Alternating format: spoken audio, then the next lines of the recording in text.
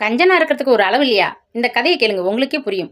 20 ஆண்டுகளுக்கு முன்பு ஒரு தம்பதியர் சென்னை விமான நிலையத்திற்கு வந்தார்கள். அவர்கள் இருவரும் விமானத்தை ஆசையாய் பார்ப்பதைக் கண்ட விமானி, சார் வாங்க, ஆளுக்கு ₹50 தான் டிக்கெட். ₹100 கொடுத்தீங்கன்னா உங்க இருவரையும் அரை மணி நேரம் இந்த சென்னை வலம் வந்து மேலே பறந்து காட்டுவேன் என்றார். ₹50?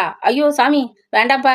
ஏம்பல புறப்பட்டு போகலாம் என்றான் மகா கஞ்சனான கணவன். அவன் மனைவி ஏகத்தோடு திரும்பினாள். விமானிக்கு மனம் கேட்கவில்லை. வாங்க 2 பேரும், பணம் எதுவும் தர வேண்டாம். ஆனா ஒண்ணு, உங்க 2 பேரையும் உட்கார வச்சு விமானத்தை சாகசங்களோட ஓட்டுவை. யாரும் சின்ன சத்தம் கூட போடக்கூடாது. அப்படி இருந்தீங்கன்னா எனக்கு காசே வேணாம். யாராவது ஒருத்தர் சத்தம் போட்டாலும் ₹100 கொடுத்துடணும். என்ன, சரிதானே என்றார் விமானி. கஞ்சன் கணவனும் சரி என்று தலையாட்டி இருவரும் விமானத்தில் அமர்ந்தனர்.